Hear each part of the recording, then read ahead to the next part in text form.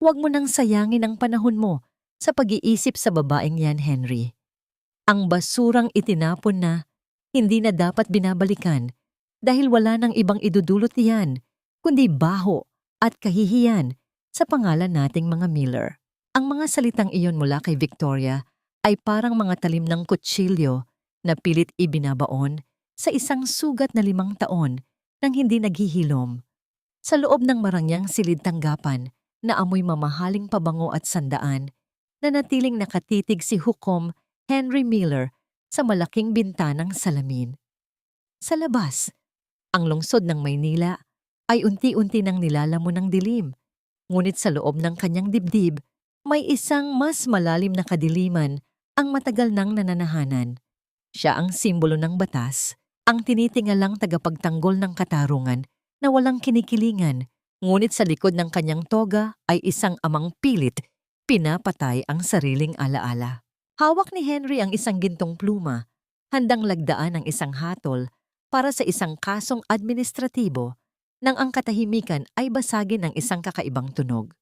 Hindi iyon ang kanyang telepono, kundi ang cellular phone ng kanyang abogado na naiwan sa ibabaw ng mesa matapos ang kanilang pagpupulong. Sa screen, isang hindi rehistradong numero ang rumihistro. Sa hindi maipaliwanag na udyok ng pagkakataon, pinindot ni Henry ang sagot. Lolo Superhero, tulong po. Si Mama, ayaw na po niyang gumising. Sabi niya po, tatawagan namin ang superhero para iligtas kami. Lolo, gutom na po si Mama.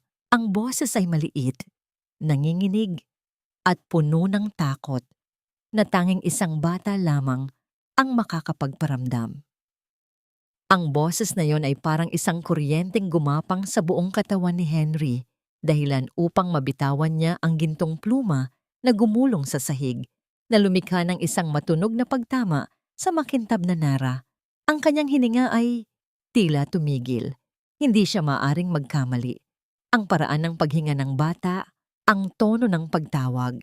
Ito ay isang boses na nagmula sa kanyang sariling dugo. Isang boses na 5 taon niyang ipinagkait sa kanyang pandinig. Nagmadali si Henry. Binaliwala ang mga tawag ni Victoria na puno ng pagtataka at pagkairita. Nilakbay niya ang distansya mula sa marangyang Forbes Park hanggang sa masikip at masangsang na mga eskinita ng tondo. Habang binabaybay ng kanyang mamahaling sasakyan ang baha at putik, tila bawat ikot ng gulong ay isang hampas ng katotohanan sa kanyang mukha. Dito ba? Dito ba nanirahan ang anak na pinalayas niya dahil sa mga paratang ng paglulustay at paglapastangan sa pamilya? Nang marating niya ang isang dampa na gawa sa pinagtagpi-tagping yero at semento, tumigil ang mundo ni Henry. Sa gitna ng maliliit na bumbilya na bahagyang nagbibigay ng liwanag sa madilim na silid, nakita niya ang isang babaeng nakahandusay sa isang manipis na banig. Ang kanyang Clarissa.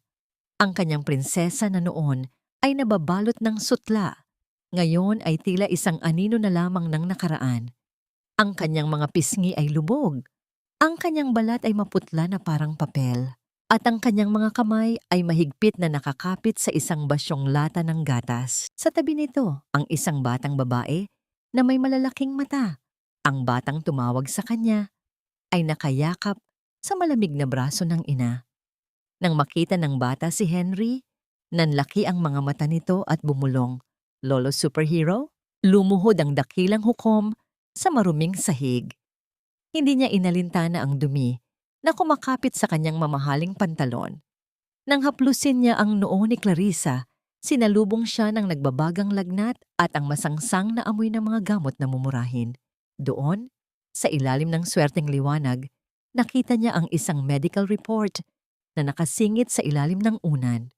Ang mga salitang nakasulat ay parang isang hatol ng kamatayan na mas mabigat kaysa sa anumang iginawad niya sa korte. Stage 4 cancer. Kasabay nito, isang panibagong saksak sa puso ang naramdaman ni Henry nang mapansin ang isang maliit na notebook sa tabi ng bata. Doon ay nakasulat ang bawat pagtatangka ni Clarissa na tumawag sa kanya sa loob ng 5 taon, bawat liham na hindi nakarating, at bawat pagsusumamo na hinarangan ng isang pader na itinayo ni Victoria. Ang katotohanan ay tila isang malaking alon na humampas sa kanya. Hindi siya iniwan ng kanyang anak, kundi siya ang pumatay sa pagkakataon na mailigtas ito. Nanginginig ang mga kamay ni Henry habang buhat niya ang nanghihinang katawan ni Clarissa. Ang bigat ng kanyang anak ay kasing gaan na lamang ng mga tuyong dahon. Isang patunay ng mga taon ng gutom at pagtitiis para lamang mapakain ang apo na hindi man lang alam ni Henry na nabubuhay. Habang naglalakad siya palabas ng dampang yon, ang ulan ay nagsimulang pumatak na tila nakikiramay sa kanyang nagngangalit na kalooban. Bakit nanatiling bulag ang katarungan sa loob ng sarili niyang tahanan? Paano nagawang itago ng babaeng pinagkatiwalaan niya ang bawat hininga ng kanyang anak? Habang nakatingin siya sa mukha ni Clarissa na tila anumang sandali ay mawawala na sa kanya, isang katanungan ang pilit na umuukit sa kanyang isipan na hindi kayang sagutin ng anumang aklat ng batas. Sino nga ba ang tunay na kriminal? Ang anak na nagkamali sa pag-ibig o ang amang nagbingi-bingihan sa tawag ng sariling dugo? Hindi nararapat ang mga taong galing sa pusali sa loob ng malinis nating tahanan, Henry. Ang mansyong ito ay para sa dangal, hindi para sa mga amoy imburnal at may dalang sumpa ng sakit.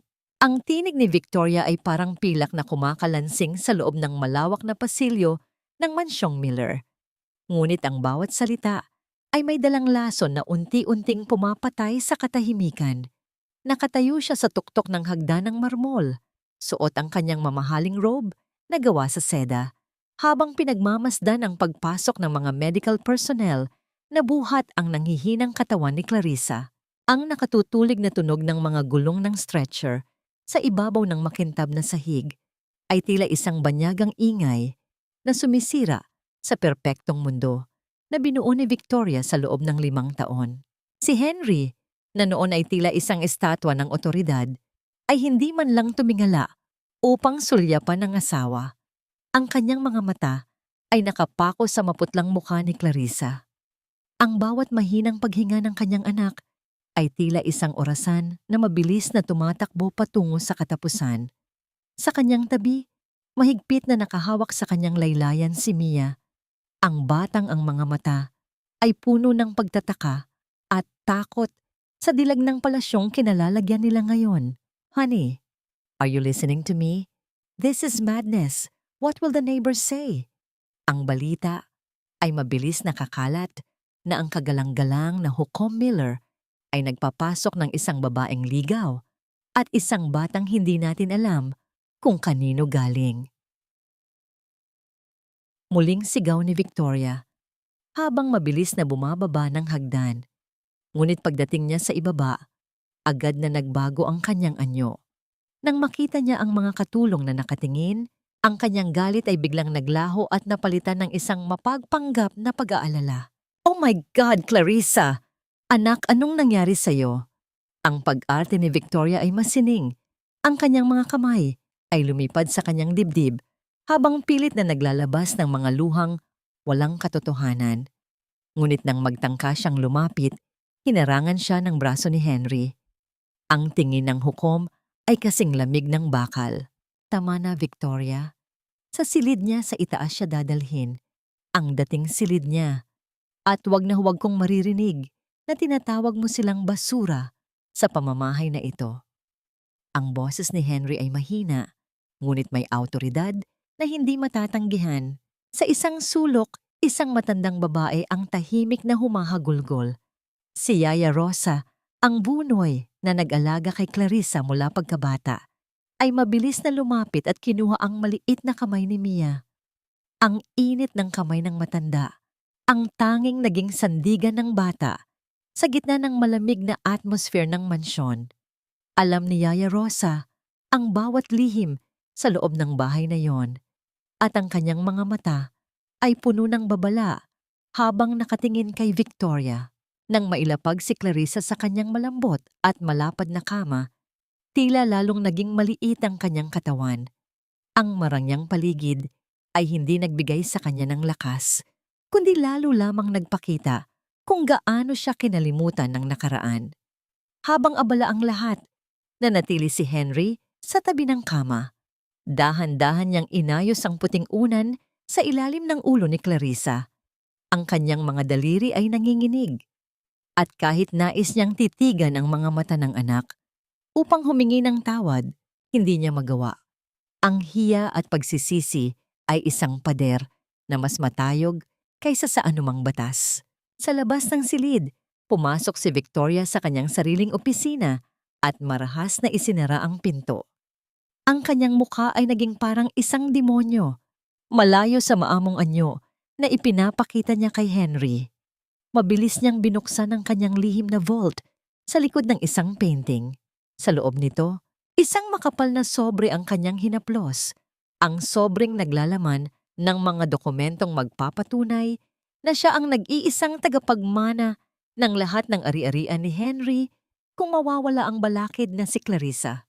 Kinagabihan, habang ang buong mansyon ay balot ng isang mabigat na katahimikan, nilapitan ni Victoria si Henry sa kanilang silid.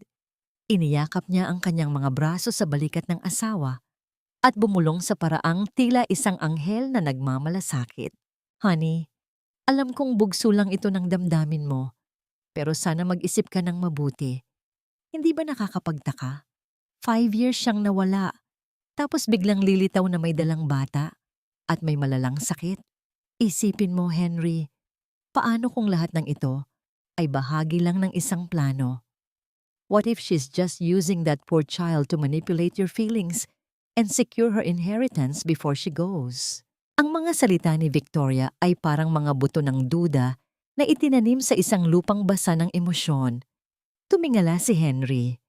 Ang kanyang mga mata ay puno ng pagod, ngunit sa kailaliman nito, isang maliit na kislap ng pag-aalinlangan ang nagsimulang mabuo dahil sa mapanirang bulong ng asawa. Masakit aminin, Henry, pero ang katotohanan ay hindi nagbabago dahil lang sa awa. Tingnan mo ang mga ito. Ito ba ang larawan ng isang anak na karapat-dapat sa iyong pagpapatawad? O ito ay isa lamang patunay na tama ang naging desisyon mo 5 taon na ang nakalilipas? Ang boses ni Victoria ay tila isang malambot na bulong, ngunit ang bawat salita ay may dalang pait na mas matindi pa sa apdo. Ang tunog ng mga litratong inilapag niya sa ibabaw ng lamesang nara ay tila mga sampal na bumasag sa katahimikan ng silid-aklatan. Isa-isang dumausdos ang mga makintab na papel, nagpapakita ng mga kuha ni Clarissa sa loob ng mga madidilim na bar. May hawak na baso at napapaligiran ng mga lalaking mukhang mapanganib. Ang mga larawang iyon na sa katotohanan ay mga kuha mula sa kanyang pagtatrabaho bilang tagahugas ng plato sa gabi, ay ginamit ni Victoria upang sulsulan ang nag-aalab na duda sa puso ng hukom. Nakatitig si Henry sa mga larawan. Ang kanyang mga kamao ay nakakuyom hanggang sa mamuti ang kanyang mga kuko. Sa kabilang dako ng silid, nakaupo sa sahig ang maliit na si Mia. Abala ang bata sa pagguhit ng isang kulay pulang kapa sa isang pirasong papel.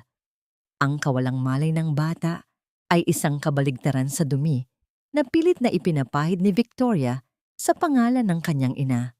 Tuwing titingin si Henry kay Mia, nakikita niya ang batang Clarissa, ang buhok, ang hugis ng mukha at ang nangiti na dati ay nagbibigay ng liwanag sa kanyang buhay. Ngunit ang mga larawan sa mesa ay tila mga anino na pilit na lumalamon sa liwanag na yon. I kept this for 5 years, Henry. Itinago ko ang mga ito dahil ayaw kitang masaktan. Ayaw kong makita mong nadudumihan ng dangal ng mga Miller, patuloy ni Victoria, habang dahan-dahang hinahaplos ang balikat ni Henry.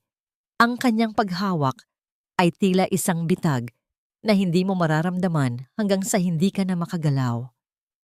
Pero ngayong narito na siya, kailangan mong maging matatag. Huwag kang padala sa luha niya. Baka pati ang batang iyan, ginagamit lang niya para makuha ang tiwala mo. Sa gitna ng mabigat na usapang yon, isang mahina at nanginginig na boses ang narinig mula sa itaas ng mansyon. Isang ooyayi, isang lumang kanta na kinakanta ng yumaong asawa ni Henry noon. Ang dahan-dahang umalingaw-ngaw. Si Clarissa yon. Kahit hirap na hirap huminga, pilit niyang inaawitan ang kanyang anak mula sa malayo. Ang himig ay puno ng pighati, tila isang huling pamamaalam na ipinapadala sa hangin. Ang puso ni Henry ay tila pinipiga ng isang hindi nakikitang kamay. Ang bawat nota ng kanta ay bumubuhay sa kanyang gunita. Ngunit ang mga salita ni Victoria ay tila mga tinik na humahadlang sa kanyang paghakbang patungo sa itaas. Ang pagtatalo sa loob ng kanyang isipan ay mas matindi pa sa anumang paglilitis na hinarap niya. Katarungan laban sa damdamin. Katotohanan laban sa lason. Biglang tumayo si Henry. Ang kanyang muka ay balot ng dilim. Hindi siya nagsalita. Ngunit ang bawat hakbang niya patungo sa pinto ay may dalang bigat ng 1,000 katanungan. Hindi niya alam kung sino ang paniniwalaan. Ang kanyang mga mata na nakakakita sa ebidensya ni Victoria o ang kanyang puso na sumisigaw sa himig ng uyayi ni Clarissa. Ngunit bago pa siya makalabas ng silid, isang malakas na tunog ng pagkakalabog ang narinig mula sa pasilyo sa itaas. Kasunod nito ang isang mahinang daing na tila isang huling hininga. "Clarissa!" Ang tanging nasabi ni Henry bago siya mabilis na tumakbo patungo sa hagdanan. Naiwan si Victoria sa silid-aklatan. Ang kanyang mukha ay unti-unting nagbago mula sa pag-aalala tungo sa isang malamig na ngiti. Kinuha niya ang isa sa mga larawan, pinunit ito sa 2, at dahan-dahang ibinulsa ang mga piraso. Alam niya na ang lason ay nagsisimula na ring kumalat, at ang bawat patak nito ay dahan-dahang dumudurog sa pundasyon ng pamilya Miller. Huwag mong isipin na dahil narito ka na sa loob ng pamamahay na ito, ay ligtas ka na, Clarissa. Ang mga basurang tulad mo ay madaling walisin palabas kapag tapos na ang palabas na ito. At kung inaakala mong gagamitin mo ang anak mo para makuha ang loob ni Henry, nagkakamali ka. Ang boses ni Victoria ay tila isang malamig na simoy ng hangin na nanunuot sa buto, habang dahan-dahan niyang nililinis ang sugat sa siko ni Clarissa. Sa labas, kakalabas lang ni Henry upang kumuha ng mainit na tubig, kaya't ang 2 babae lamang ang naiwan sa silid. Ang bawat pagdiin ng bulak na may alkohol sa balat ni Clarissa ay hindi isang paraan ng paggamot, kundi isang tahimik na pagpapahirap. Nakikita ni Clarissa ang kislap ng tagumpay sa mga mata ng kanyang madrasta, isang kislap na tanging siya lamang ang nakakakita sa likod ng mapagpanggap na mukha nito. "Bakit po ninyo ginagawa ito?" Nanginginig ang boses ni Clarissa. Ang kanyang mga mata ay puno ng luha, ngunit nananatiling matatag ang kanyang paningin. "Wala akong balak kunin ang anuman sa inyo. Gusto ko lang na makilala ng anak ko ang lolo niya bago ako mawala." Isang nakakangilong tawa ang pinakawalan ni Victoria, ngunit mabilis din itong napawi. "Drama. Palaging may drama. Iyan ang itinuro sa'yo sa tondo, hindi ba? Ang magmukhang kawawa para kaawaan? Whatever you do, hindi mo na mababawi ang tiwala ni Henry.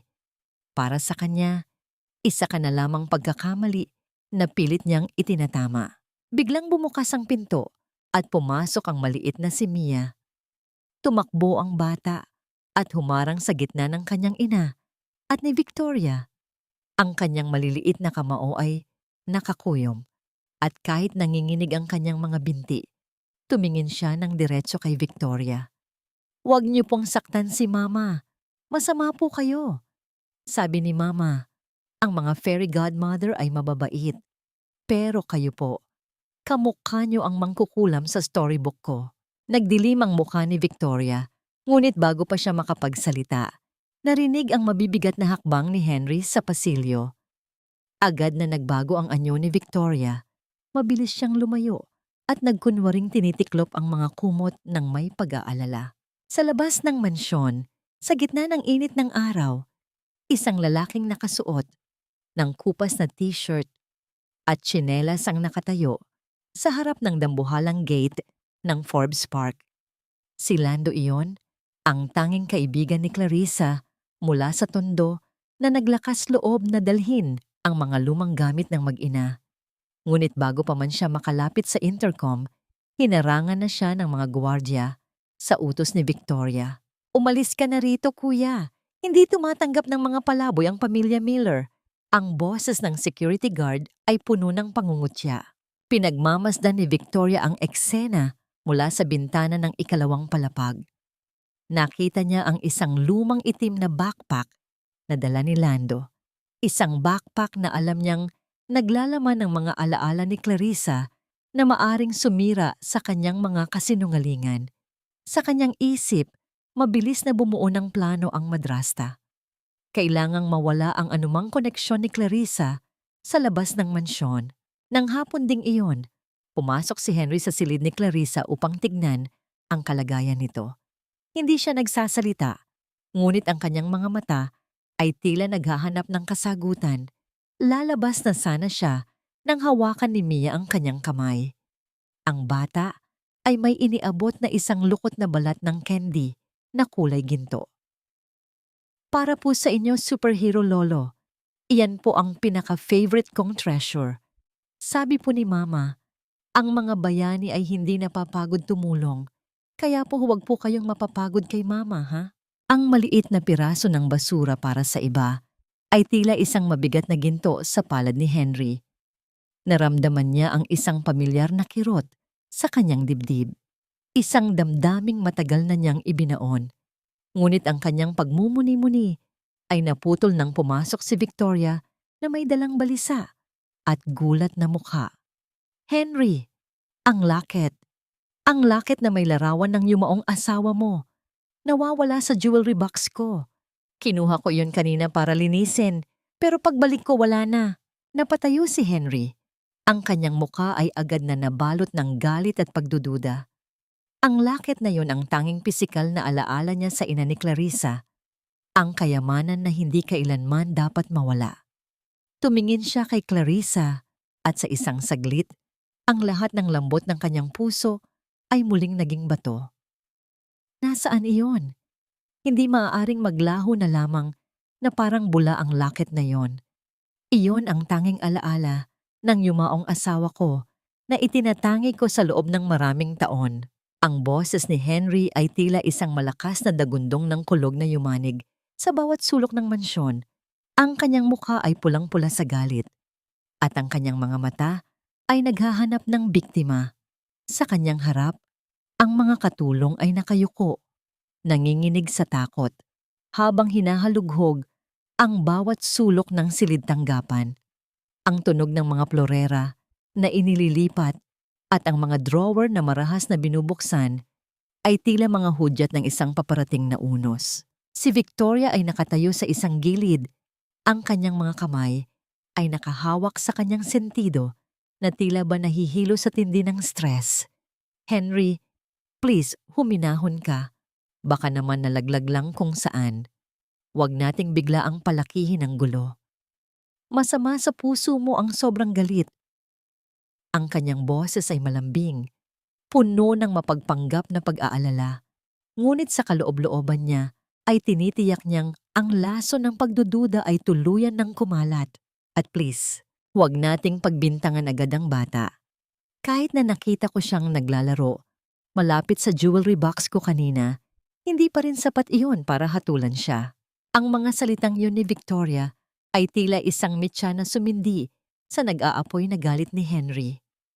Agad na humakbang ang hukom patungo sa itaas, patungo sa silid kung saan nagpapahinga ang nag-aagaw buhay na si Clarissa at ang maliit na si Mia. Marahas niyang binuksan ang pinto, dahilan upang magising ang mag-ina mula sa kanilang pagkakaidlip. Halughugin ang bawat sulok ng silid na ito. Utos ni Henry sa mga gwardiya na sumunod sa kanya. "Papa, anong nangyayari?" Tanong ni Clarissa, pilit na bumabangon sa kama kahit na ang kanyang buong katawan ay nanginginig sa panghihina. "Bakit ninyo ginagawa ito?" Hindi siya sinagot ni Henry. Nanatili itong nakatayo, malamig ang titig, habang pinapanood ang mga tauhan na itinatapon ang mga gamit nila mula sa kanilang maliit na bag. Hanggang sa marating ng isang gwardiya ang unan ni Mia. Sa isang mabilis na paghila, isang bagay na kumikinang ang nahulog sa sahig at lumikha ng isang matunog na pagtama. Sa marmol, ang lakit na ginto. Bumagsak ang katahimikan sa loob ng silid, isang katahimikan na mas masakit pa sa anumang sigaw. Pinulot ni Henry ang lakit. Ang kanyang mga kamay ay nanginginig sa tindi ng pait. Tumingin siya kay Clarissa at pagkatapos ay sa maliit na si Mia na nakatulala sa takot. Hindi po ako kumuha niyan. Hindi ko po alam kung paano napunta yan dyan. Sigaw ni Mia habang mabilis na lumapit kay Henry at yumakap sa binti nito. Ang mga luha ng bata ay mabilis na pumatak. Nababasa ang mamahaling tela ng pantalon ni Henry. Lolo, please, hindi po ako magnanakaw. Sabi ni Mama, bad po ang kumuha ng hindi sa amin. Tama na, bulyaw ni Henry dahilan upang mapabitaw ang bata. Tumingin siya kay Clarissa. Ito ba ang itinuro mo sa kanya sa tondo? Ang magnakaw sa sarili nating tahanan? Ginamit mo pa ang alaala ng iyong ina para sa iyong pansariling interes? Hindi pinalaking magnanakaw ang anak ko, Papa. Ang sigaw ni Clarissa ay biglang naputol ng isang matinding pag-ubo. Ang bawat pag-ubo niya ay tila bumubutas sa kanyang baga hanggang sa isang kulay pulang likido ang lumabas sa kanyang bibig at pumatak sa maputing kumot. Ngunit sa kabila ng sakit, pinilit niyang tumayo at humarap kay Henry. Mamatay na ako, Papa. Wala na akong dahilan para magsinungaling. Kahit kailan, hindi namin magagawang nakawan ang alaala ni Mama. Alam ninyo sa puso ninyo na hindi kami ang gumawa nito. Itinaas ni Henry ang kanyang kamay. Ang kanyang palad ay nakabukas, handang ibagsak ang isang sampal sa mukha ni Clarissa dahil sa itinuturing niyang pagsasabi ng kasinungalingan. Ngunit bago pa man dumapo ang kanyang kamay, nahagip ng kanyang paningin ang braso ni Clarissa na lumabas sa manggas ng kanyang manipis na damit. Isang malaking pasa na kulay ube. Ang pasang yun ay tila hugis ng mga daliri na mahigpit na pumiga sa braso ng kanyang anak. Natigilan si Henry. Ang kanyang kamay ay nanatiling nakabitin sa hangin. Ang galit sa kanyang mga mata ay biglang napalitan ng isang malalim na pagtataka at kaba. Sino ang gagawa nito sa isang babaeng hindi man lang makatayo ng maayos? Tumingin siya kay Victoria na nakatayo sa pintuan. May suot na mukha ng pagkagulat, ngunit may isang bagay sa mga mata nito na hindi tumutugma sa kanyang ekspresyon. Iwan ninyo muna kami, mahinang utos ni Henry. Ang kanyang boses ay puno ng isang kakaibang tono na tila ngayon lamang niya napansin ang mga bakas ng sakit na hindi dulot ng cancer. Hindi mo kailangan ng gamot para humaba ang buhay mo, Clarissa. Ang kailangan mo ay tanggapin na ang kamatayan ang tanging paraan para malinis ang dungis na dinala mo sa pamilyang ito. Ang tinig ni Victoria ay tila isang malat na bulong ng kamatayan sa gitna ng madilim na silid. Hawak niya ang bote ng painkiller na tanging nagbibigay ng pansamantalang ginhawa sa nag-aapoy na sakit sa katawan ni Clarissa. Sa labas, ang ulan ay malakas na humahampas sa mga bintanang salamin na tila nais lunurin ng anumang sigaw na magmumula sa loob. Dahan-dahang lumakad si Victoria patungo sa banyo ng silid. Doon, sa ilalim ng malamig na liwanag ng bumbilya, binuksan niya ang bote. Ang bawat makulay na tableta at ang huling patak ng likidong lunas ay dahan-dahang inanod sa butas ng lababo, kasabay ng pag-agos ng huling pag-asa ni Clarissa na makatulog ng walang hapdi. Walang tunog ang pagtatapon, tanging ang malupit na katotohanan na ang gamot na dapat ay magliligtas sa kanya mula sa impyerno ng sakit ay naging basura na sa ilalim ng mga tubo. Please, Victoria, ang sakit na ng likod ko, hindi ko na kaya. Ang pagsusumamo ni Clarissa ay halos hindi na marinig. Kumapang siya mula sa kama, ang kanyang mga daliri ay pilit na kumakapit sa malamig na marmol na sahig. Ang kanyang pawis ay malapot at malamig, at ang kanyang paningin ay unti-unti nang nagdidilim sa tindi ng spasm sa kanyang mga kalamnan. Ngunit sa halip na tumulong, tiningnan lamang siya ni Victoria nang may halong pandidiri. Huwag kang umarte sa harap ko, Clarissa. Alam nating dalawa na ginagawa mo lang ito para makuha ang atensyon ni Henry. You want him to feel guilty, don't you? You want him to think that I'm the bad person here. Eksaktong bumukas ang pinto at pumasok si Henry. Bit-bit ang isang baso ng gatas para kay Mia na himbing na natutulog sa kabilang kama. Ang bumungad sa kanya ay ang eksena ng kanyang anak na nakasubsob sa sahig, nanginginig at umiiyak, habang si Victoria ay nakatayo sa tabi nito, tila ba naguguluhan at natatakot. Anong nangyayari rito? Ang boses ni Henry ay puno ng pagod at pagkalito. Henry! Salamat at dumating ka! Mabilis na lumapit si Victoria sa asawa. Ang kanyang mukha ay agad na nabalot ng pagkabalisa. Bigla na lang siyang nagwala, Henry. Tinatapon niya ang mga gamot niya at sinasabing hindi raw natin siya mahal. Sinubukan ko siyang pigilan pero tignan mo, halos saktan na niya ang sarili niya para lang magmukhang biktima. Tiningnan ni Henry si Clarissa. Sa kanyang mga mata, hindi niya nakita ang isang anak na naghihirap, kundi ang isang babaeng tila nag-o-overacting base sa mga lason na matagal nang itinanim ni Victoria sa kanyang isipan. Ang pagdududa na naramdaman niya kanina dahil sa pasa ay muling natabunan ng inis. Clarissa, tumayo ka riyan. Malamig na utos ni Henry. Huwag mong gamitin ang sakit mo para gumawa ng eksena sa gitna ng gabi. Akala ko ba ay nagbago ka na? Pero hanggang ngayon, puro manipulation pa rin ang alam mo. Hindi na nakasagot si Clarissa.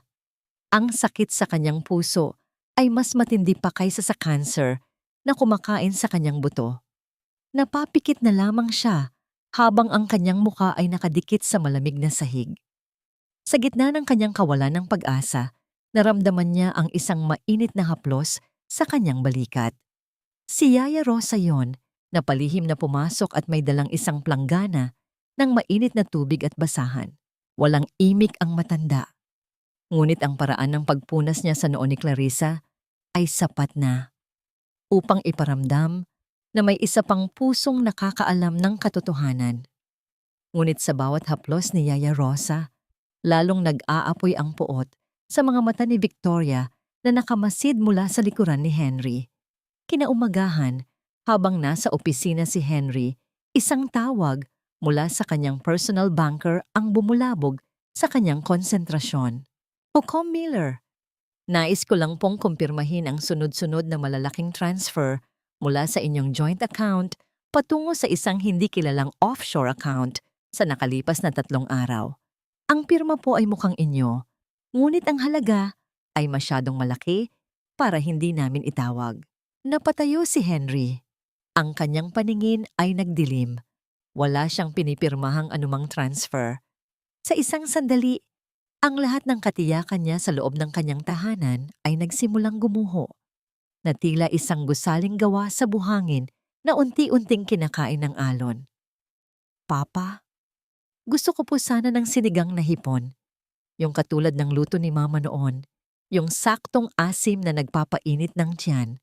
Ang boses ni Clarissa ay parang isang mahinang ihip ng hangin na halos hindi marinig sa loob ng malawak na kusina. Nakasandal siya sa pintuan. Ang kanyang balat ay tila papel sa kaputian habang pinagmamasdan ang mga katulong na abala sa paghahanda ng mga pagkaing banyaga na ipinag-utos ni Victoria. Sa kanyang mga mata, ang alaala ng kanilang simpleng buhay noon ay tila isang pangarap na pilit niyang inaabot. Isang matalim na tingin ang ipinukol ni Victoria habang maingat na tinitignan ang kanyang bagong manicured na mga kuko. Hindi maaari, Clarissa. Ang amoy ng hipon at sampalok ay manunuot sa mga kurtina at mamahaling carpet ng mansyong ito. Isang kahihiyan kung may darating na mga bisita at amoy palengke ang bahay.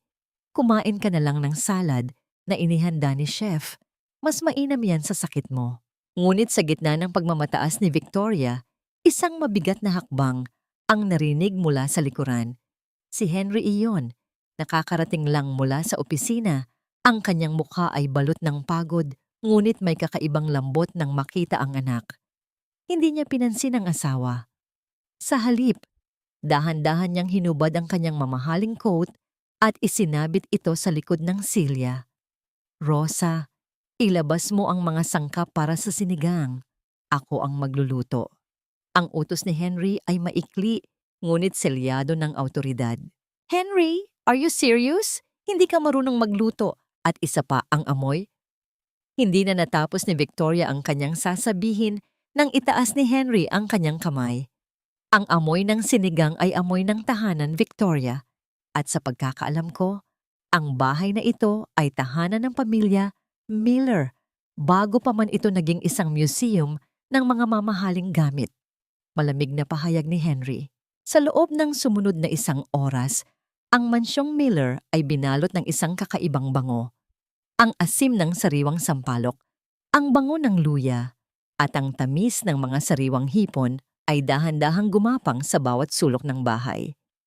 Si Henry, na sa buong buhay niya ay tanging panulat at batas lamang ang hawak, ay makikita ngayon na may suot na apron, maingat na tinitignan ang kumukulong sabaw.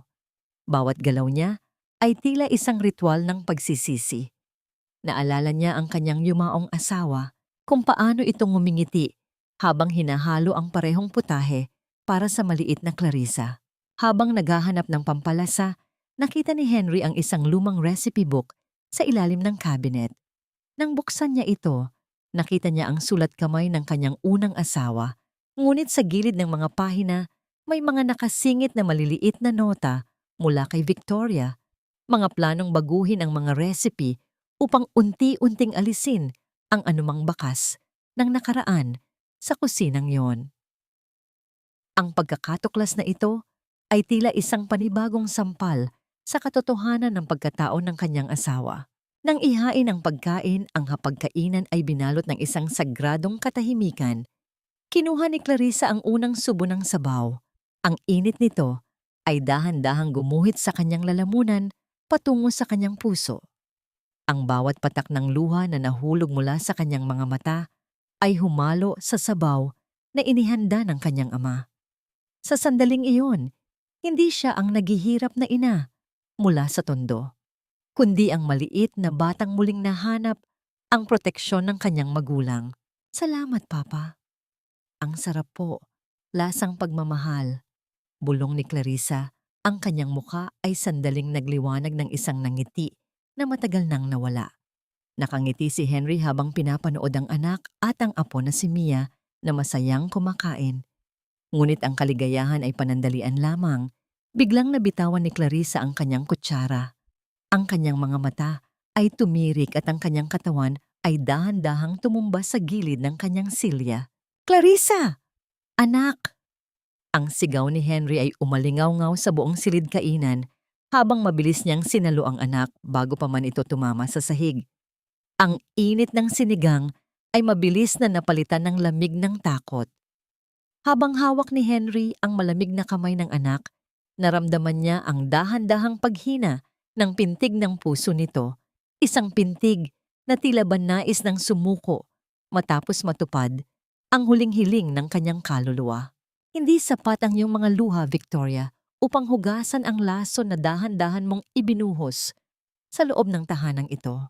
Ang tinig ni Henry ay hindi pa sigaw, ngunit ang bawat pantig ay may dalang bigat na tila isang pinal na hatol sa loob ng korte. Nakatayo siya sa gitna ng malamig at maputing pasilyo ng ospital kung saan ang amoy ng disinfectant ay tila nanunuot sa kanyang lalamunan. Ang liwanag ng mga fluorescent lights sa itaas ay nagpapakita ng bawat guhit ng pagod at galit sa kanyang mukha.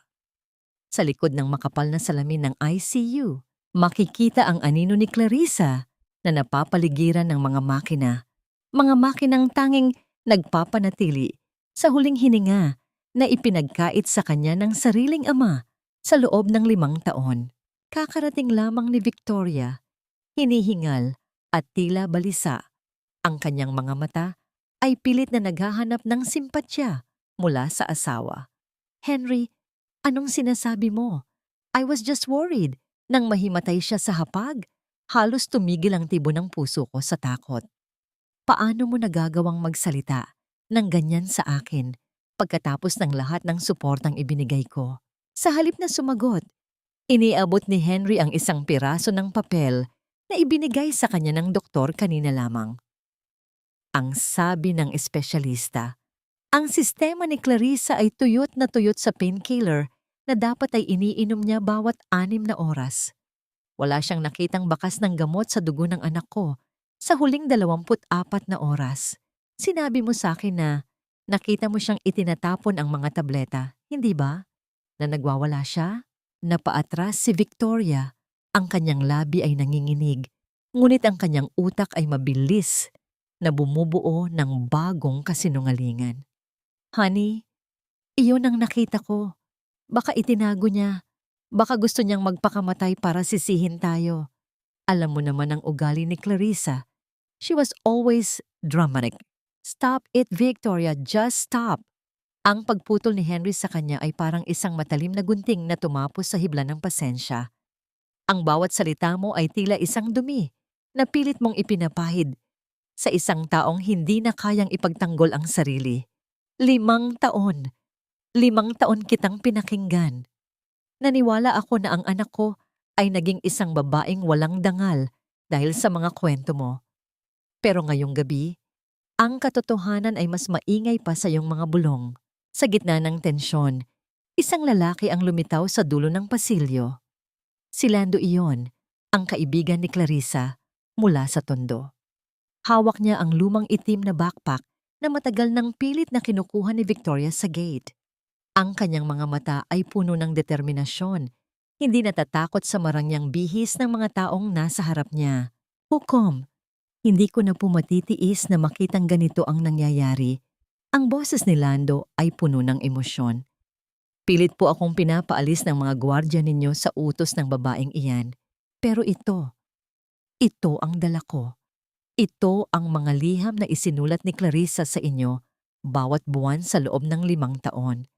Bawat isa rito ay may selyo ng post office, ngunit lahat ito ay bumabalik sa amin dahil laging sinasabi na unknown recipient or rejected by owner.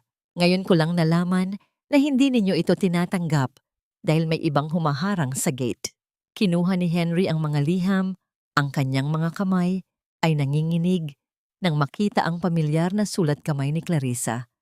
Ang mga sobre ay lumana. Ang iba ay may bakas pa ng mga patak ng luha. Binuksan niya ang isa at binasa ang unang pangungusap. Papa, kahit anong sabihin nila, hindi ko kayang nakawan ang alaala ni Mama. Sana ay mapatawad mo ako sa hindi ko pag-alis sa tabi mo. Dahan-dahang lumapit si Henry sa bintana ng ICU. Hinawakan niya ang malamig na salamin. Tila nais niyang marating ang kanyang anak sa loob. Ang kanyang puso ay dahan-dahang nadudurog. Bawat hibla ng kanyang pagkatao ay tila binubura ng matinding pagsisisi. Naalala niya ang bawat pagkakataon na pinalampas niya, ang bawat tawag na hindi niya sinagot, at ang bawat araw na hinayaan niyang maghirap ang kanyang dugo sa gitna ng basura habang siya ay nagpapakasasa sa karangyaan. Pumasok siya sa loob ng silid ng payagan ng nurse. Umupo siya sa tabi ng kama ni Clarissa at dahan-dahang kinuha ang payat na kamay nito. Ang pulso ng anak ay mahina. Tila isang maliit na ibon na pagod na sa paglipad. Pinisil ni Henry ang kamay na yon at sa unang pagkakataon, sa loob ng maraming taon, ang dakilang hukom ay umiyak. Hindi bilang isang opisyal ng batas, kundi bilang isang amang huli na sa paghahanap ng katotohanan. Patawad, Clarissa. Patawad dahil mas pinili kong maniwala sa lason kaysa sa pintig ng ating dugo. Bulong niya sa gitna ng mga hikbi. Habang nakaupo doon, may naalala si Henry. Inilabas niya ang kanyang tablet at binuksan ang remote access sa CCTV system ng kanilang mansyon. May isang bagay siyang gustong kumpirmahin. Hinanap niya ang footage kagabi, ang oras bago mahimatay si Clarissa. Ang video ay itim at puti, ngunit malinaw ang bawat galaw. Nakita niya si Victoria na pumasok sa silid ni Clarissa habang natutulog ang lahat. Nakita niya kung paano kinuha ng asawa ang bote ng gamot mula sa bedside table at dinala ito patungo sa banyo.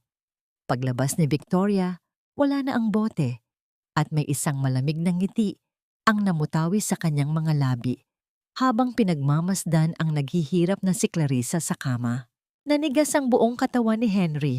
Ang galit na naramdaman niya ay nagbago tungo sa isang malamig at mapanganib na determinasyon. Tumingin siya sa monitor at pagkatapos ay sa kanyang anak na nag-aagaw buhay. Ang hustisya ay hindi na lamang para sa korte. Ito ay para sa bawat luhang pumatak mula sa mga mata ni Clarissa. Hindi ninyo maaaring iwan ang bata sa piling ng isang inang nag-aagaw buhay at walang kakayahang magbigay ng maayos na kinabukasan. Ang batas ay narito para protektahan ang kapakanan ni Mia, hindi para pagbigyan ng sentimiento ng isang pamilyang wasak. Ang boses ni Victoria ay tila isang matalim na riles ng tren na bumabasag sa katahimikan ng mansyon. Nakatayo siya sa gitna ng sala. Katabi ang isang babaeng nakauniporme mula sa kagawaran ng kagalingan at pagpapaunlad panlipunan o disduty. Sa labas ng malaking pintuan, isang puting sasakyan ang naghihintay. Ang mga ilaw nito ay dahan-dahang umiikot at nagbibigay ng isang nakababalisang liwanag sa loob ng madilim na pasilyo. Si Mia ay nakakubli sa likod ni Yaya Rosa. Ang kanyang maliliit na kamay ay mahigpit na nakakapit sa laylayan ng duster ng matanda. Ang panginginig ng kanyang katawan ay mararamdaman hanggang sa sahig na marmol. Sa kanyang murang isipan, ang mga taong dumating ay hindi mga tagapagligtas, kundi mga banyaga na nais siyang ihiwalay sa tanging mundong kilala niya, ang piling ng kanyang ina. Mrs. Santos, bilang asawa ng hukom, ako na ang nagsasabi sa inyo, ang bata ay hindi ligtas dito. Patuloy ni Victoria. Ang kanyang mukha ay puno ng mapagpanggap na lungkot habang dahan-dahang pinupunasan ang gilid ng kanyang mata. Ang kanyang ina ay may stage 4 cancer at maaaring mawala anumang oras. Ang aking asawa naman ay masyadong emosyonal para makapagdesisyon ng tama. Mas mabuti para kay Mia na dalhin muna sa isang pasilidad kung saan mabibigyan siya ng tamang kalinga at psychological support. Nauunawaan ko po, Mrs. Miller. Sagot ng opisyal, ang kanyang boses ay malamig at walang bahid ng emosyon. Ayon sa inyong ulat, ang bata ay nakaranas din ng kapabayaan noong sila ay nasa tondo pa. Kailangan naming isagawa ang emergency custody transfer habang hindi pa maayos ang sitwasyon ng pamilya. Lalakad na sana ang opisyal patungo kay Mia nang biglang bumukas ang dambuhalang pintuan ng mansyon. Pumasok si Henry. Ang kanyang mga hakbang ay mabigat at bawat pagtama ng kanyang sapatos sa sahig ay tila isang hatol na papalapit. Ang kanyang mukha ay balot ng puot at ang kanyang mga mata ay nakapako kay Victoria na tila isang biktima sa ilalim ng mikroskopyo. Walang kukuha sa apo ko. Ang boses ni Henry ay mahina, ngunit punong-puno ng awtoridad na nagpatigil sa lahat. Walang lalabas sa pintuan na ito, kasama ang bata, hanggat hindi ako ang nagsasabi. Honey, please don't make this harder. Mabilis na lumapit si Victoria kay Henry. Pilit na hinahawakan ang braso nito. Ginagawa ko lang ito para kay Mia. You're stressed, you're tired. Hayaan muna nating ang gobyerno ang mag-alaga sa kanya habang inaayos natin ang lahat kay Clarissa. Tinabig ni Henry ang kamay ni Victoria ng may halong pandidiri. Gobyerno? O ang mga kaibigan mo sa ahensya na binayaran mo para gawa ng peking ulat ang anak ko? Alam ko na ang lahat, Victoria. Alam ko na kung paano mo binaluktot ang katotohanan para lamang ilayo si Mia sa amin. Humarap si Henry sa opisyal ng DSWD. Ako si Hukom Henry Miller at ipinapaalala ko sa iyo na ang paglipat ng kustodya ay nangangailangan ng lagda ng hukuman sa ilalim ng matinding ebidensya ng pang-aabuso. Ang bata ay nasa ilalim ng aking pangangalaga, sa loob ng aking tahanan. Kung itutuloy ninyo ito, titiyakin ko na ang bawat isa sa inyo ay mahaharap sa kasong obstruction of justice at kidnapping. Natigilan ng opisyal. Ang kanyang paningin ay nagpalipat-lipat kay Victoria at kay Henry. Ang kapangyarihan ng isang hukom ay hindi biro at ang takot ay dahan-dahang gumapang sa kanyang mukha. Sa gitna ng tensyon, dahan-dahang lumapit si Mia kay Henry. Inilabas niya mula sa kanyang bulsa ang maliit na kulay gintong balat ng candy na ibinigay niya kay Henry noong nakaraang araw. Iniabot niya ito sa kanyang lolo. Ang kanyang boses ay nanginginig sa pag-iyak. "Lolo, wag niyo po akong ipamigay," sabi ni Mama. "Ang mga superhero ay hindi nang iiwan. Kayo po ang superhero namin, di ba?" Yumukod si Henry at binuhat ang maliit na bata. Isinandal ni Mia ang kanyang ulo sa balikat ng kanyang lolo. At sa sandaling iyon, naramdaman ni Henry ang basang luha ng bata sa kanyang leeg. Ang kanyang puso ay tila pinipiga, ngunit ang kanyang determinasyon ay mas tumibay pa kaysa sa anumang pader ng batas. "Hinding-hindi kita iiwan, Mia. Pangako ng lolo," bulong ni Henry habang matalim na nakatingin kay Victoria. Ngunit ang pagkapanalo ni Henry sa sandaling iyon ay panandalian lamang. Isang nurse na naiwan sa ospital ang biglang tumawag sa kanyang telepono. Ang balitang hatid nito ay tila isang kidlat na tumama sa gitna ng silid. "Hukom Miller, kailangan ninyong bumalik agad sa ospital. Si Clarissa, biglang bumagsak ang kanyang oxygen level at hindi na siya tumutugon sa mga makina. We are doing our best, but you need to be here now." Bumagsak ang balikat ni Henry. Tumingin siya kay Victoria at nakita niya ang isang bahagyang nangiti sa mga labi ng asawa. Isang ngiti ng isang bitre na naghihintay sa huling hininga ng kanyang biktima. "Ay, nakay. Huwag kang hahakbang palabas ng bahay na ito nang hindi nalalaman ang katotohanang ibinaon sa limot ng babaeng yan, Henry. Ang katarungang hinahanap mo sa korte ay matagal nang pinatay sa loob mismo ng iyong pamamahay." Ang boses ni Yaya Rosa ay hindi nanginginig, bagkus ay puno ng isang uri ng tapang na tanging ang mga taong wala ng kinatatakutan ang makakapaglabas. Nakatayo siya sa paanan ng malawak na hagdanan, hawak ang isang lumang kahon na gawa sa nara. Ang mga ukit nito ay punong-puno na ng alikabok ng panahon. Sa labas, ang huni ng papalapit na ambulansya ay tila isang babala. Ngunit ang bawat segundo ay tila tumigil para kay Henry. "Rosa, anong kalokohan ito? Tumabi ka. Kailangang pumunta ni Henry sa ospital." Ang sigaw ni Victoria ay puno ng kaba na pilit niyang ikinukubli sa likod ng galit. Mabilis siyang bumaba at sinubukang hablutin ang kahon mula sa matanda. "You're fired. Lumayas ka na rito bago ko patawagin ang mga pulis para kaladkarin ka palabas." Ngunit sa unang pagkakataon, sa loob ng 5 taon, itinaas ni Henry ang kanyang kamay upang pigilan si Victoria. Ang kanyang titig ay tila isang talim na bumabaon sa kaluluwa ng kanyang asawa. "Hayaan mo siyang magsalita, Victoria. At kung hahakbang ka pa ng isa, titiyakin kong ang pulis na tatawagin mo ang maglalagay sa iyo sa rehas." Dahan-dahang binuksan ni Henry ang kahon. Ang amoy ng lumang papel at amag ay agad na humalo sa malamig na hangin ng aircon. Sa loob nito, tumambad ang mga tumpok ng sobre, mga liham na hindi kailanman nabuksan. Bawat isa ay may nakasulat na pangalan ni Henry sa pamilyar na sulat kamay ni Clarissa.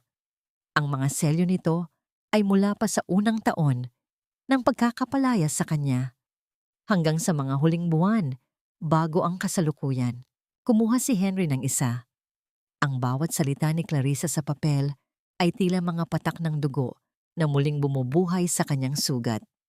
"Papa, nanganak na po ako. Isang batang babae. Ang pangalan niya ay Mia. Sana po ay masilayan ninyo siya kahit sandali lang. Gutom na po kami, Papa.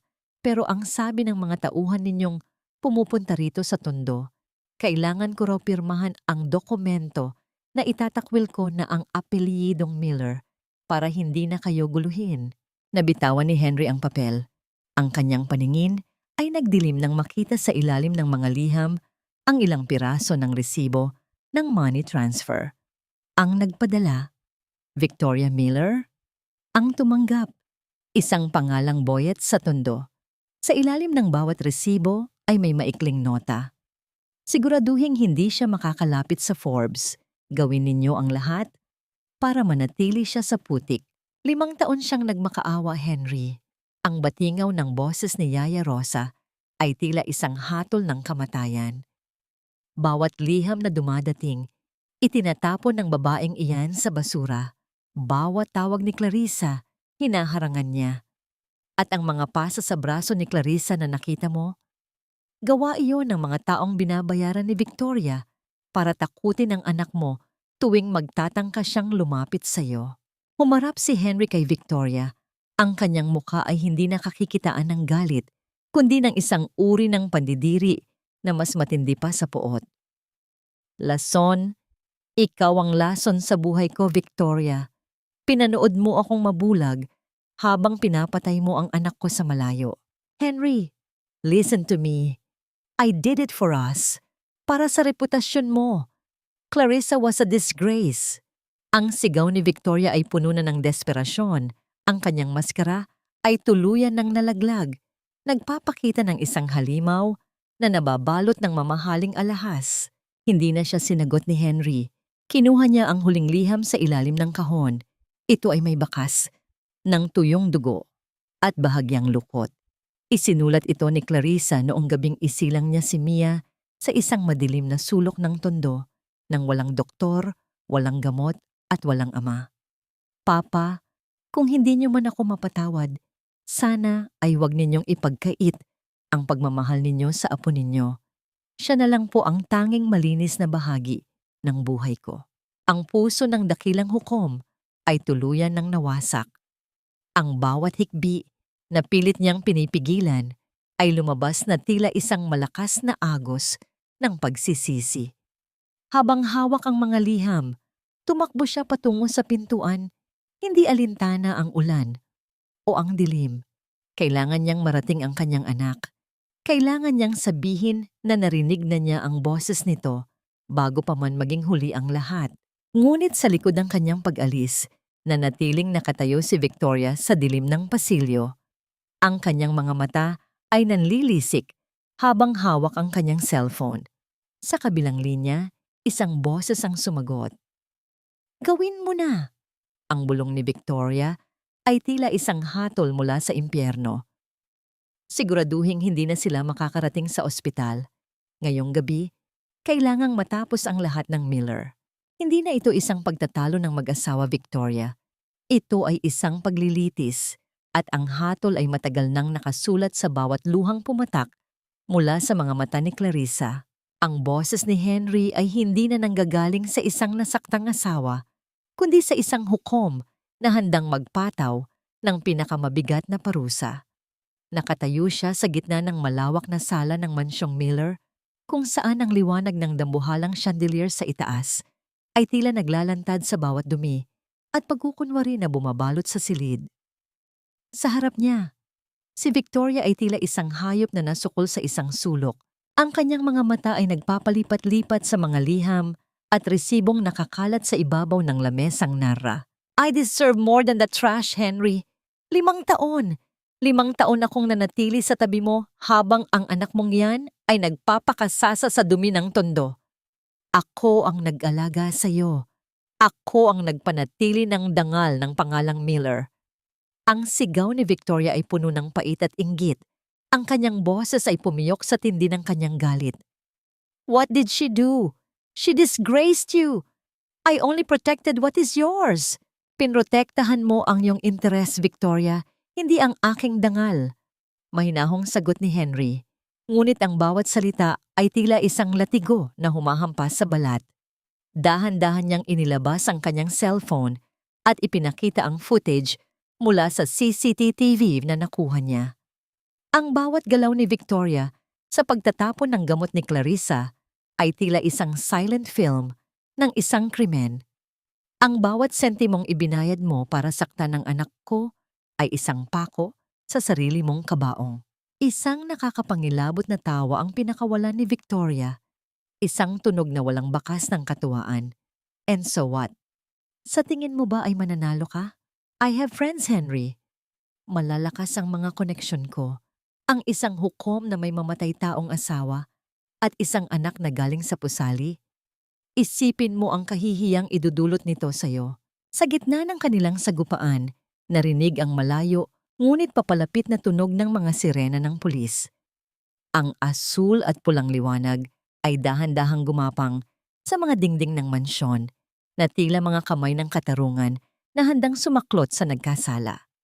Ang pagkabigla ay gumuhit sa mukha ni Victoria. Ang kanyang katawan ay nanginginig sa takot na ngayon lamang niya naramdaman. Tinawagan ko na sila, Victoria. Ang katarungan ay hindi na maghihintay sa korte. Magsisimula ito rito sa loob ng tahanang binalot mo ng kasinungalingan. Ani Henry, habang dahan-dahang lumalapit sa kanya. Ngunit ang desperasyon ay nagbubunga ng panganib. Sa isang mabilis na pagkilos, kinuha ni Victoria ang isang antique na letter opener na gawa sa matalas na pilak mula sa ibabaw ng mesa. Ang kislap ng talim ay tumama sa liwanag ng chandelier habang mabilis siyang humakbang patungo sa maliit na si Mia na nakaupo sa sahig, yakap-yakap ang kanyang superhero mask. Kung mawawala ako, titiyakin kong may isasama akong mahalaga sa iyo, Henry. Ang sigaw ni Victoria ay tila nanggagaling sa isang taong nawalan na ng katinuan.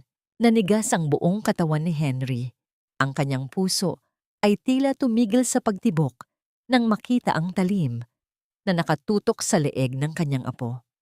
Ang bawat hininga sa loob ng silid ay naging mabigat at ang katahimikan ay naging kasing talim ng hawak ni Victoria.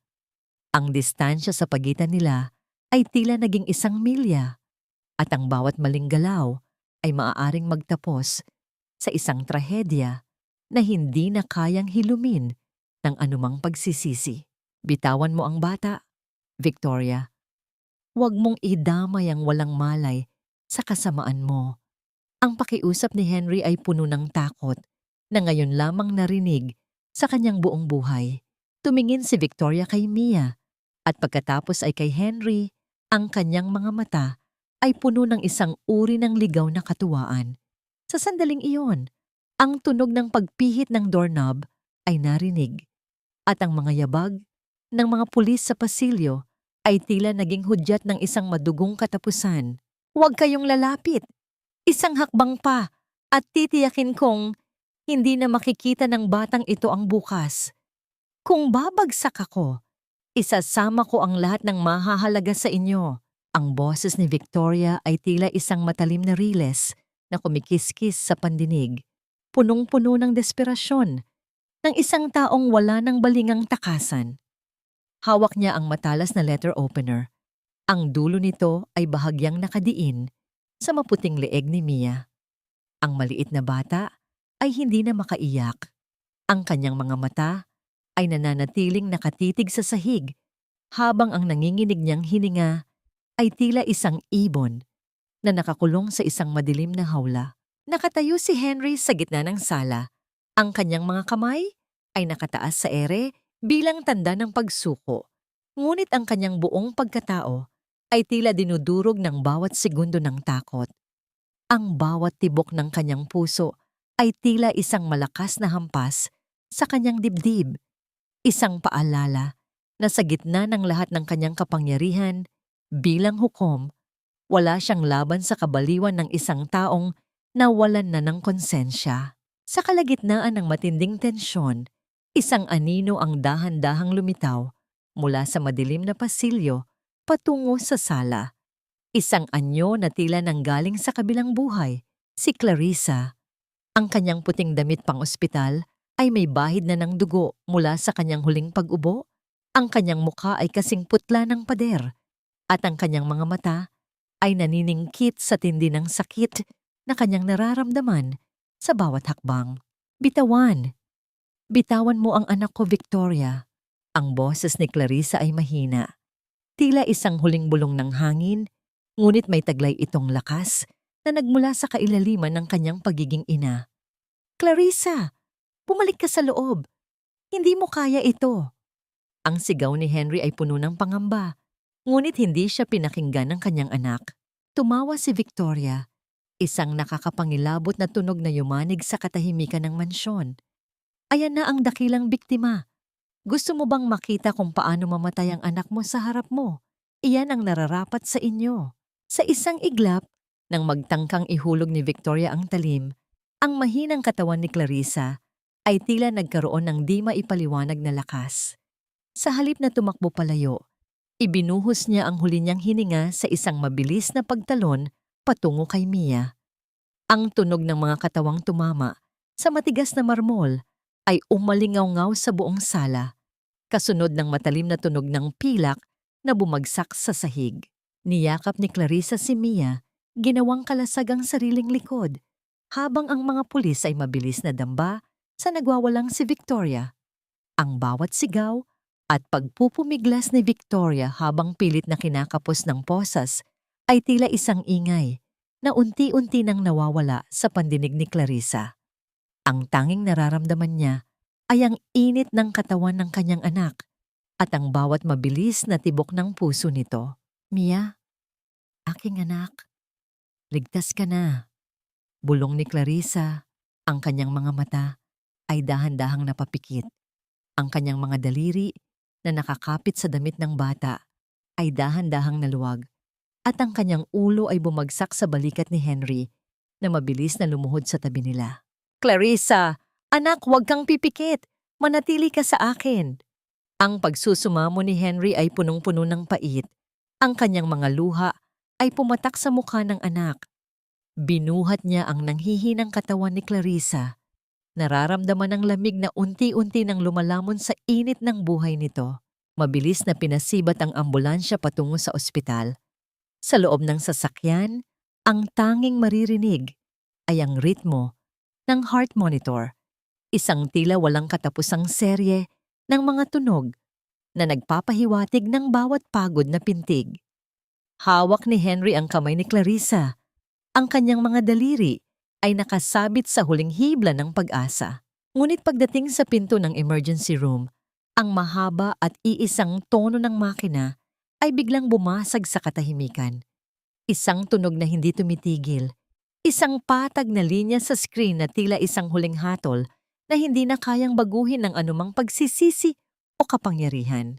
Bumagsak ang balikat ni Henry sa gilid ng pader.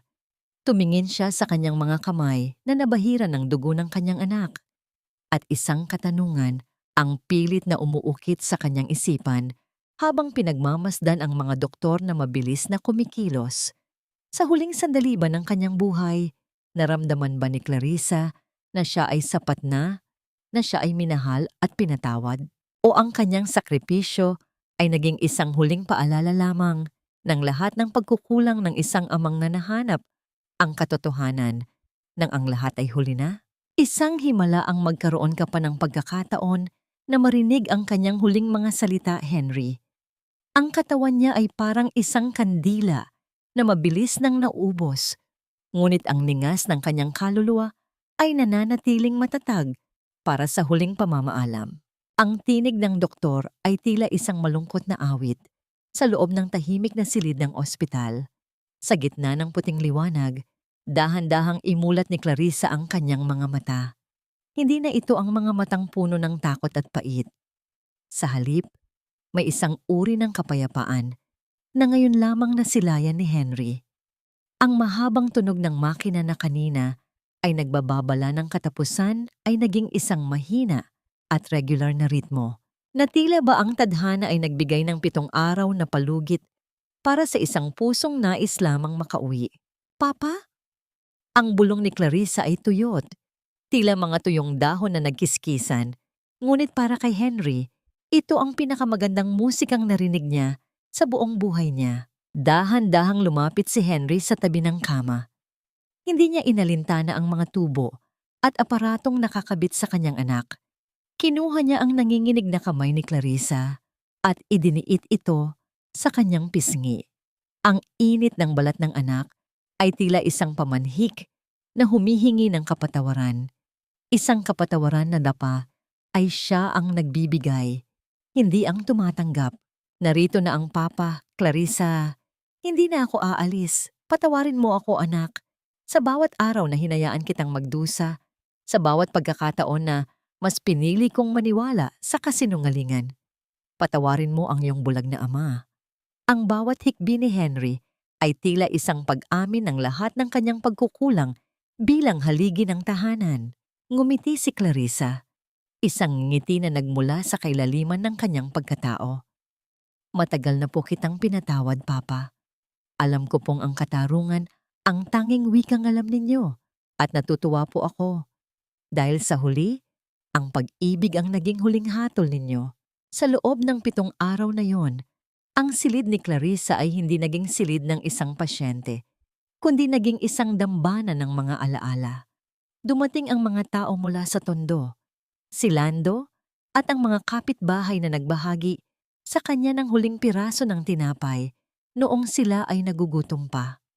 Ang bawat isa sa kanila ay may dalang kwento ng kabutihan ni Clarissa. Ang pagtulong niya sa mga batang lansangan kahit siya mismo ay wala nang makain, ang kanyang mga ngiti sa gitna ng hirap. Ang bawat salita nila ay tila mga hiyas na nagpapatunay sa dangal na hindi kailanman nawala sa kanyang anak. Sa huling gabi, kinuha ni Henry ang isang lumang libro mula sa kanyang bag, ang paboritong kwento ni Clarissa noong siya ay 5 taong gulang pa lamang. Sa ilalim ng malambot na liwanag ng lamp sa tabi ng kama, dahan-dahang binasa ni Henry ang bawat pahina.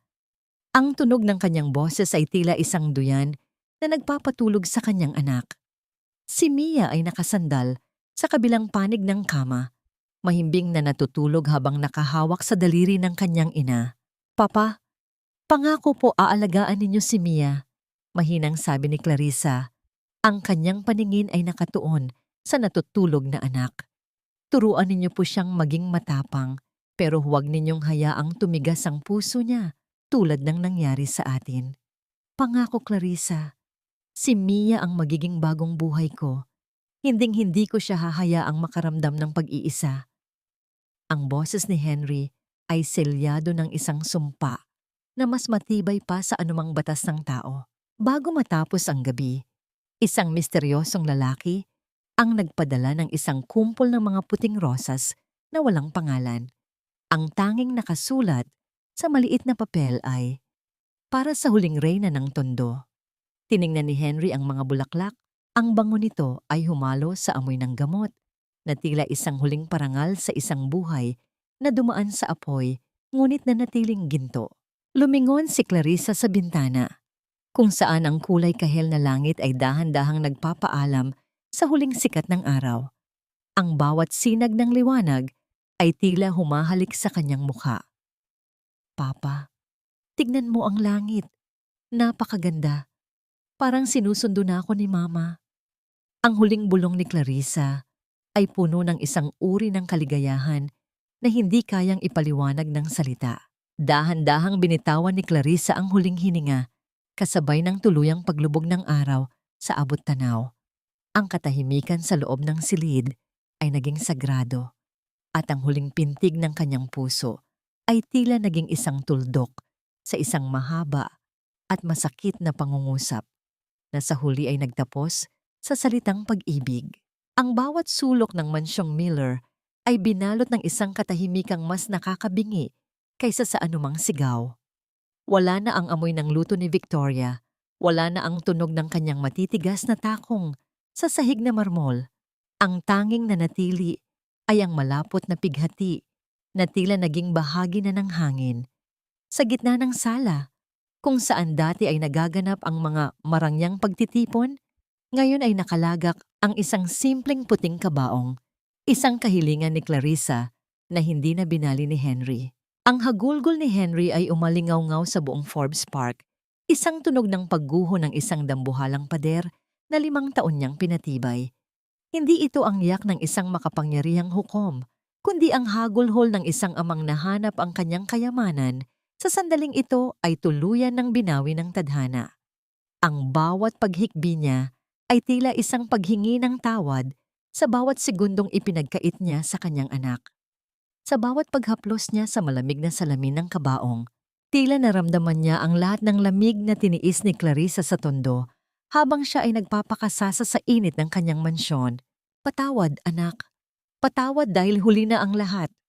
Ang paulit-ulit na bulong ni Henry, ang kanyang boses ay tila isang gasgas na plaka na hindi tumitigil sa pag-ikot. Sa isang tabi, nakatayo si Yaya Rosa kasama ang iba pang mga katulong. Lahat sila ay nakasuot ng itim. Ang kanilang mga mata ay namumula sa tindi ng pagluha. Para sa kanila, si Clarissa ay hindi lamang anak ng amo. Siya ang liwanag na pilit pinatay ng kadiliman ni Victoria. Ang bawat isa sa kanila ay may dalang munting alaala, isang ngiti, isang pasasalamat, o isang simpleng pagtatanong sa kanilang kalagayan na hindi kailanman ginawa ni Victoria sa loob ng maraming taon. Dahan-dahang lumapit ang maliit na si Mia sa kabaong. Hawak niya ang kanyang kulay pulang superhero mask, ang tanging bagay na nagpabago sa kanyang lolo mula sa pagiging isang banyaga tungo sa isang bayani. Sa harap ng lahat, dahan-dahan niyang ipinatong ang maskara sa ibabaw ng kabaong ni Clarissa. Mama, isuot mo po ito sa langit para hindi ka na po saktan ng mga kontrabida doon. Ang boses ni Mia ay maliit at puno ng kawalang malay, na tila isang huling saksak sa puso ng lahat ng nakikinig. Ang bawat matandang naroroon ay napayuko. Hindi kinaya ang tindi ng emosyong hatid ng bata. Nang ilibing si Clarissa sa ilalim ng isang matandang puno ng nara, ang langit ay dahan-dahang nagdilim at nagpakawala ng isang mahinang ambon. Ang bawat patak ng ulan ay tila pakikiramay ng kalikasan sa isang buhay na dumaan sa matinding bagyo. Mula sa malayo, sa labas ng bakod ng sementeryo, isang lalaking nakasuot ng itim na jacket ang nakatitig sa prosesyon.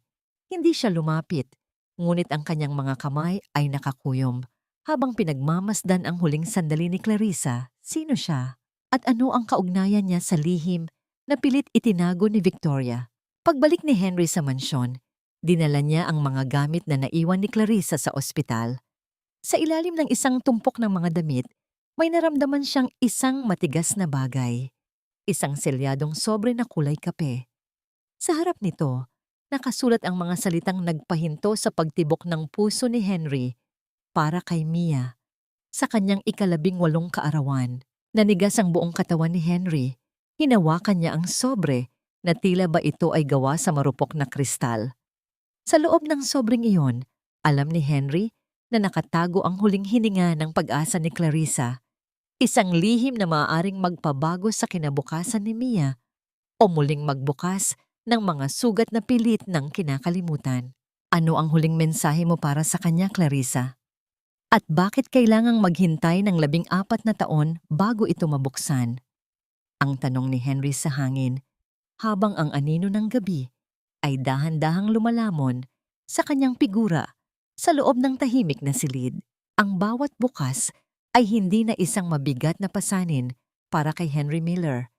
Isang taon ang mabilis na lumipas at ang mansyong dati ay tila isang malamig na katedral ng batas ay naging isang tahanang puno ng ingay at buhay.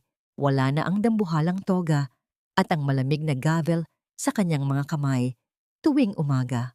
Sa halip, isang kupas na apron ang nakasabit sa kanyang balikat habang maingat niyang hinihiwa ang mga gulay para sa kanilang tanghalian.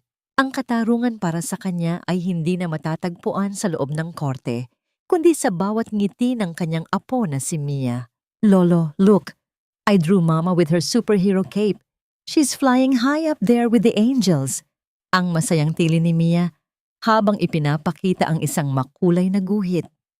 Ang bata ay lumaking malusog at masigla. Ang kanyang mga mata ay refleksyon ng katatagan ni Clarissa. Ngumiti si Henry at hinalikan ng noo ng bata. Napakaganda, Mia.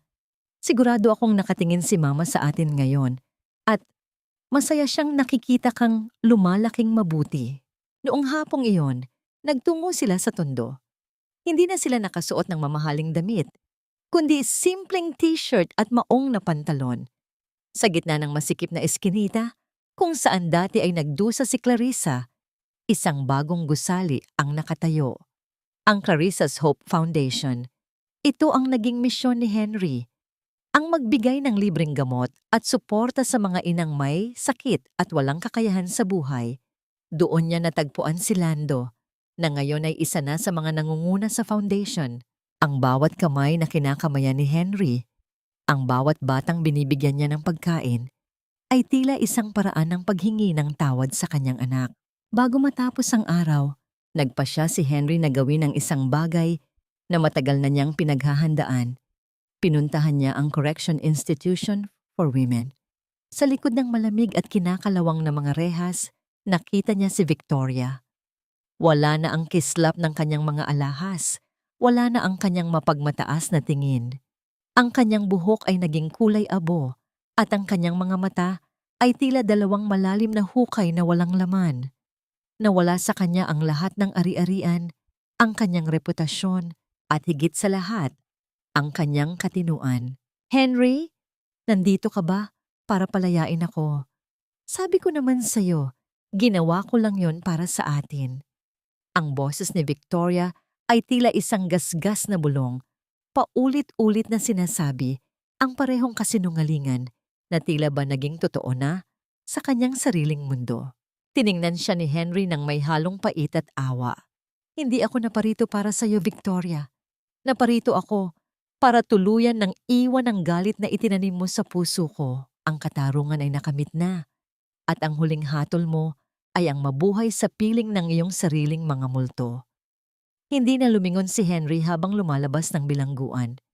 Ang bigat na matagal niyang dinala ay tila dahan-dahang tinangay ng hangin. Pag-uwi sa mansyon, dinala ni Henry si Mia sa ilalim ng malaking puno ng nara kung saan nakalibing si Clarissa. Ang hapon ay tahimik, tanging ang huni ng mga ibon at ang kalansing ng mga dahon ang maririnig. Umupo sila sa damuhan habang kumakain ng fish balls at kwek-kwek na binili nila sa labas ng gate. Isang bagay na hinding-hindi sana papayagan ni Henry noon. Lolo, bakit po tayo kumakain dito sa damuhan? Tanong ni Mia habang puno ng sarsa ang gilid ng kanyang labi. Dahil dito, Mia, walang hukom, walang katulong, at walang batas na nagbabawal sa atin na maging masaya. Sagot ni Henry. Ang kanyang mga mata ay nagniningning sa tindi ng emosyon. Dito, tayo ay pamilya lang. Sa gitna ng kanilang tawanan, isang mahinang simoy ng hangin ang dumaan na tila isang haplos sa pisngi ni Henry. Sa isang sandali, tila narinig niya ang boses ni Clarissa sa hangin, isang bulong na tanging ang kanyang puso lamang ang makakarinig. Salamat, Papa. Ngayon, malaya na tayo. Ipinikit ni Henry ang kanyang mga mata. Ninanamnam ang kapayapaang matagal niyang ipinagkait sa kanyang sarili. Ang kwento ni Clarissa ay hindi natapos sa kamatayan. Ito ay muling isinilang sa bawat hakbang ni Henry patungo sa pagiging isang tunay na ama at lolo.